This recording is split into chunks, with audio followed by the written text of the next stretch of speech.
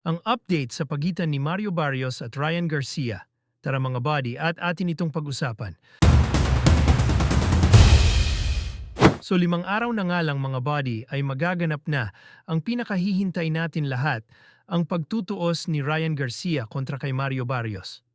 Matapos nga ang mainit na sagutan, ay sinabihan ni Mario Barrios na malambot daw si Ryan Garcia. Garcia. Soft. Biglang sagot naman si Ryan Garcia kung anong rounds niya nga daw tatapusin si Mario Barrios, wika ni Ryan Garcia. 8, 9, 10. 8, 9, 10. Yeah, feels good for a real fight. We're going to get to it. And Barrios is one of those guys, he'll get cracked and he'll keep trying to fight. So. Nung siya ay tanungin kumpiyansa niya ngang sinabihan dahil nga daw sa hindi takbuhin itong si Barrios. Kaya kapag tinamaan niya daw ng solid ay talagang matutulog na yamadong-yamado nga dyan si Ryan Garcia mga buddy.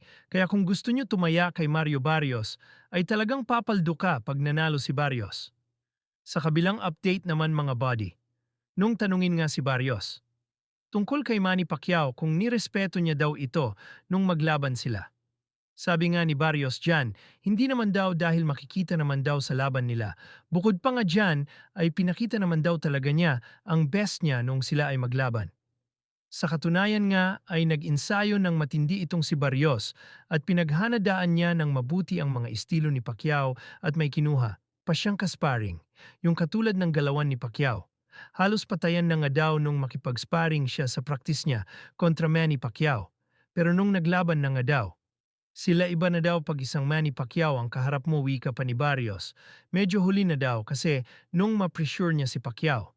Pero kung pumayag nga lang daw si Manny Pacquiao na makipag-rematch ay alam niya daw kung paano tatalunin si Manny Pacquiao. Hindi niya daw alam kung aabot pa daw ng round 12 si Manny sa kanya pag umpisa pa lang ay ipi-pressure niya na ito sa laban.